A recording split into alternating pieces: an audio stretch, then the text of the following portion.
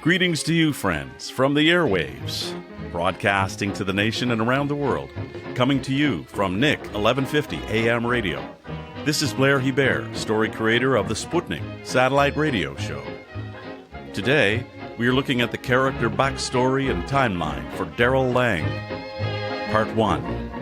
Mud, blood, ice, oil and water, rats, remains, shock, fear, explosions, headache, incessant ringing sound. It's okay, Daryl. You're safe now. The nurse sighs and administers another shot of morphine. A bottle of brandy was also left on his bedside table to help with the sleepless nights. Daryl woke up in fits and starts, often wailing from the fear of not being able to see and from the incessant ringing in his ears. He was also tied down to his bed with his left hip and leg shattered and in bandages. If not for the soft voice of the nurse and her consistent reassuring presence, he would have perished from fear alone in a world of hellish memories. It was May 1918. Daryl was recovering from serious shrapnel wounds and shell shock in Base Hospital number 21 in Nouvelle-France. His only memory of arriving in France was the landing on the beaches of Saint-Nazaire. After that, it was just the horrors of the trenches and explosion after explosion. As the weeks went by, Daryl lay in his bed, head bandaged with incessant tinnitus, head ringing like a hammer on an anvil. He could be still for hours, then suddenly begins hyperventilating, convulsing in a fit and comes close to a cardiac arrest. Because of this, he was under constant observation. Luckily for Daryl, an angel of mercy took it upon herself to tend to him and be his constant companion during these crucial days. She never says her name, but he knows her voice and her gentle touch. Some days the voice sounds like his mother, other days his deceased pregnant wife Bonnie. Once, while he was high on morphine, he believed the Blessed Virgin Mary sat with him and wiped the sweat away from his forehead. He became a mess of tears in the bandages, and as he slowly gained conscious awareness, he realized he was severely injured and prepared himself for death, as he was sure he could not survive another day. But he did. Eventually, he began to recover. One day, a doctor arrived and removed the bandages from his face. He could see moving shadows, and this gave him hope. He remained on morphine and emptied a bottle of brandy whenever it was available. Daryl was eventually moved to another bed, close to a window, and when it was open, he could smell the flowers of early summer, and this had tremendous soul-soothing effects on his shattered nervous system. To the end of his days, Daryl will keep fresh-cut jasmine in his living space and bring them to anyone who falls into despair. Months go by, and gradually he's sitting up in a wheelchair, listening to the radio, and then he gets to move around to different locations and even outside, feeling the sun on his face once again like a warm, moist face cloth before a shave. He's humbled to the core and feels deep gratitude for everything in existence, and more than anything, for just being alive. Daryl A. Lang was born in 1892 and was 26 years old when he arrived in France near the end of the First World War. He had a normal childhood growing up in Philadelphia at the dawn of the new century. The city was the birthplace of the American Constitution and famous for its elevated train lines and cheesecake. Daryl was especially fond of cheesecake and proud of his Philly's advanced rail system, the RTC. He traveled the trolley cars regularly, just for a day's outing while in his teens. He was studying to be an electrical engineer, so he could work for the Philadelphia Rapid Transit Company and run a trolley on the tracks one day. He loved his city and its place in history. In 1910, when Daryl was 18, the city exploded in a general strike. The strike was precipitated by an escalating dispute between the RTC and the Amalgamated Association of Street and Electric Railway Employees of America. The strike was in retaliation for the laying off of 173 organized workers. It was politically motivated and had frustrating consequences on the population dependent on the transportation system. The public was resentful for the hike in fares, and the workers vexed for being pawns in a political corruption scandal. It was an angry mess, and left Daryl with a sour taste in his mouth for both the trains and Philly cheesecake. As a result of his dissatisfaction, Daryl left his family home and moved away to Wesleyan University to study electrical and radio engineering in Middleton, Connecticut. It was here he began his study of piezoelectric resonators and oscillators and crystal devices. Focused on his career aspirations and under the direction of leading expert Walter Kagedy, he immersed himself in radio and telephone technology. As love would have it, Daryl fell madly for his first real girlfriend, also on campus in her second year, a cute young flapper named Bonnie Asher. The Asher clan was an old family name from New London, Connecticut, of Puritan descent. Daryl soon discovered he was not accepted by the family, as they were afraid of godless outsiders and the corruption they brought to the tight Puritan community. When they discovered Bonnie was pregnant, the family was outraged, demanded an immediate marriage to avoid scandal.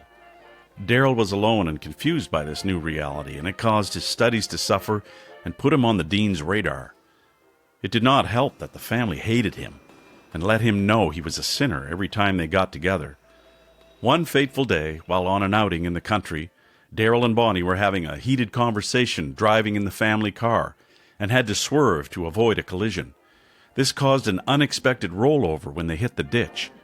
Bonnie was thrown from the passenger seat, hit the ground, and went into premature labor.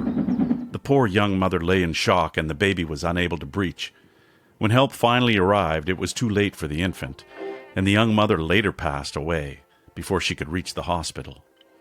Daryl was devastated and racked with guilt and shame. To the end of his days, he never mentions her name when recalling the tragic event, as it is just too painful to talk about. Daryl left Connecticut and his studies before he completed his engineering degree, never to return.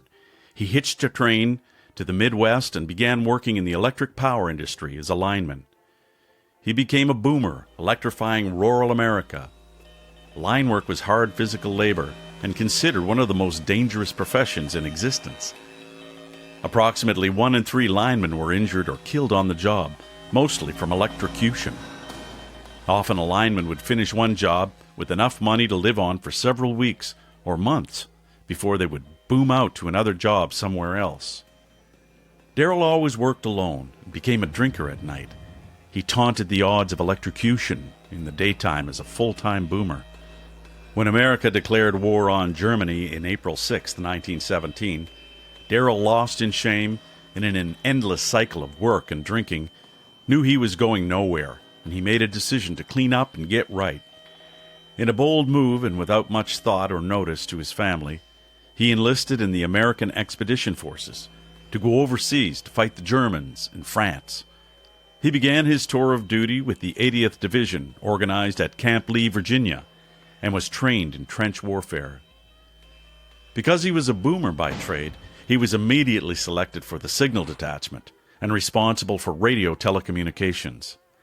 After a tense and rough sea voyage with thousands of other blank faces, he arrived at the front and is led very far forward where the telenet lines are laid down. It is a nightmare ditch of oily water, rats and mud, and is the closest proximity to the enemy trenches. In the quiet of the night, he can hear the Germans talking, sometimes praying for survival. The telenet lines act as an antenna and intercept enemy telegraph and telephone messages by induction through the soil. The ironic truth Daryl soon realized was that both sides used the same telenet lines to listen to each other's communication. Nevertheless, if the lines were broken due to artillery or heavy machinery, he would have to sneak out to determine where the line was broken and make the repair. This went on for months, and he had some difficult missions. One day, he was sent out to find the broken line in a ditch near the enemy front and found it was already repaired by a German lineman who left him a cigarette as his calling card. Daryl wasn't sure what to think of this. What would happen if they met in the dark trench heading up for the same repair? Would they fight to the death to see who gets to fix the wire? Or share a cigarette together in a ditch in no man's land? Strange times. It was here in the far front trenches that Daryl came face to face with his own mortality, when he was hit with shrapnel from heavy artillery shells.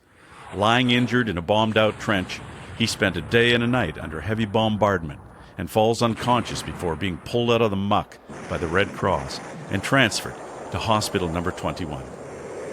When the armistice is signed in November 11, 1918, Daryl is still in Hospital Number 21. He is walking with crutches and has his vision back. He still suffers from tinnitus and has been told he will walk with a limp for the rest of his life, as his left leg is now shorter than his right leg. Returning on a troop ship, sailing back to America before the new year, 1919, Daryl wonders where he will settle and start a new life. In a moment of faith, he asks his inner self to guide him to the best place to land and to recover. An old city immediately comes to mind: New Orleans. When Daryl arrives at Le Vieux Carré, or French Quarter, New Orleans, in the early 1920s, it was mostly a gritty working-class slum where people spoke French as often as English. On North Rampart Street, Daryl found a cheap room on the upper floor of a rooming house. In those days, women would lower baskets to the street so grocers could load them with food and an added pint of gin. Daryl, still struggling to walk with a cane, liked this delivery system and ordered 2 pints of gin with groceries. For medicinal purposes, of course. His morphine addiction created a constant urge, and he attempted to wean himself away with alcohol. His only salvation was rooted in his close call with death and his gratitude to be alive. He survived, and was now rebuilding his life as best he could under the circumstances. Every few days he would buy a bunch of fresh-cut jasmine and put them in a fancy vase beside the open window, where he sat and watched the locals interact down below. This mundane activity and the sweet-smelling flowers soothed his still rattled nervous system. His every waking hour was hounded by pain and constant ringing in his ears, not to mention constipation and occasional screaming nightmares, which made him somewhat of a celebrity in the red light district. Daryl remained hopeful. He had just met a new friend in Congo Square who told him about a new wonder drug he could supply him with to replace morphine. It was an excellent replacement for pain management and relieving the dull brain fog, constipation, and other side effects of morphine. And apparently, it was not as addictive. Daryl was elated. He had found a new pain medication, and even its feminine name invoked salvation. Her name was heroin. The Roaring Twenties were a blurry decade for Daryl, as he slowly recovered from his physical injuries. In the steamy heat of the Deep South, he learned to slow his mind down, dream, and observe the world around him. Even with his eyes closed, he could see the light and sound that surrounded him. The heroin kept him pain-free and in a dream state, and he often drifted away on beams of sunlight coming in his window and waves of sound from his radio and the lively street below. It was enjoyable, and he could see frequencies of sound in his imagination.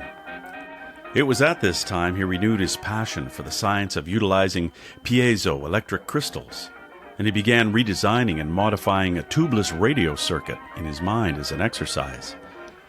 He was particularly interested in the quest of how to make radio equipment smaller, compact, and portable. A word kept coming to mind: transistor, the transfer of resistance. He wasn't sure where the word originated from, as the technology hadn't been invented yet. But in his imagination, it represented a new microtechnology he would attempt to design and build.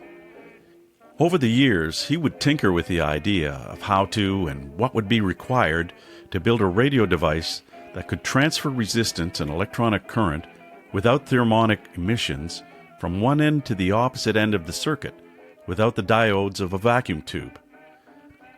In the late afternoon, Daryl would self-mix his medication and doze off to sleep in his chair by the open window in late afternoon and dream of circuitry and radio waves, with the odd start and panic of a distant explosion in his memory. He was starting to get right. He liked heroin for its pain relief, but was starting to see that it required a continual use and increase in dosage to get the same results, and once again, he was trapped in a cycle of addiction. As months went by and his mobility increased, he began making his way down to Congo Square in the evening to listen to impromptu jazz bands playing Dixieland and a new music style, swing jazz. He would sit where he could and watch the locals dance, relatively pain-free, high on heroin. He found this to be an uplifting event, even with the belief he would never dance again as he did in his youth. He was particularly enamored by a young couple who were madly in love and spread their joy all around them when they danced together. No one was immune to the rapturous expression of just being together. Daryl had a favorite park bench where he liked to sit every evening when it was available. After a while, he noticed it was always available by the time he arrived, as if someone had been saving it for him. It made it easy for him just to land at the same spot every night, exhausted from the walk, and he was grateful for the gift. With his eyes closed, he would listen to the band and watch the sound waves oscillate in his mind. When he felt inspired, he would squint open his eyes and watch the dancers and the beautiful prisms of light surrounding them and how it flowed outward like waves around the musicians and other dancers. The young couple in love had a particularly brilliant aura, and this infused his whole being with a tingling sensation of joy and mystic wonder. Like osmosis, their love infused his own sense of self-love, as it bubbled up in tears, lifting off the heavy burden of his dependent love affair with heroin. Daryl was becoming aware of his condition as a drug addict, and not by choice. Grateful for the strength and faith of his beautiful mind, he knew he was worthy of more. Like most, he just wanted to be content and happy in life. He finally understood René Descartes' famous quote, "Cogito ergo sum," I think, therefore I am. Like Descartes, he could see his intelligent mind ready and willing to get back in the world of creation and production. He was his I am self once more, and ready to emerge and climb back into his seat at the table of life. As his mind drifted back into the square, he opened his eyes to watch the young couple now dancing before him. In front of his bench, it was the young Swiss immigrant and Creole girl from Treme neighborhood, who would meet every evening in Congo Square to dance. As soon as they touched hands, they immediately bonded and once again fell in love. Daryl was transfixed on their aura. They soon became the celebrities of the square, as local folks came every evening just to watch them dance. The band's tone would elevate, and if seated, they would rise to the occasion whenever the couple swirled past them in bliss. As everyone expected, they were soon engaged to be married, and everyone from Congo Square was invited to St. Augustine's Church, created by free blacks in 1841. A large part of the community came to witness the blonde-haired, blue-eyed, almost pink-white Swiss immigrant and the local dark-tanned, radiant Creole girl exchange their vows. To the old folks and everyone who attended, they symbolized unity and the pure love of a bonded pair. Daryl attended the wedding, and in his mind's eye he could see the frequency of love as it swirled around the couple and weaved among the witnesses of the marriage. At the reception held in Congo Square, Daryl was medicated and after a few drinks nodded off to sleep and woke up late on his park bench. Everybody was gone home, and he was alone, except for a few alley cats and a stranger seated in an adjacent bench, watching him. Their eyes met, and he could see it was a well-dressed, middle-aged woman, and he instinctively knew she was the person saving the bench for him every evening.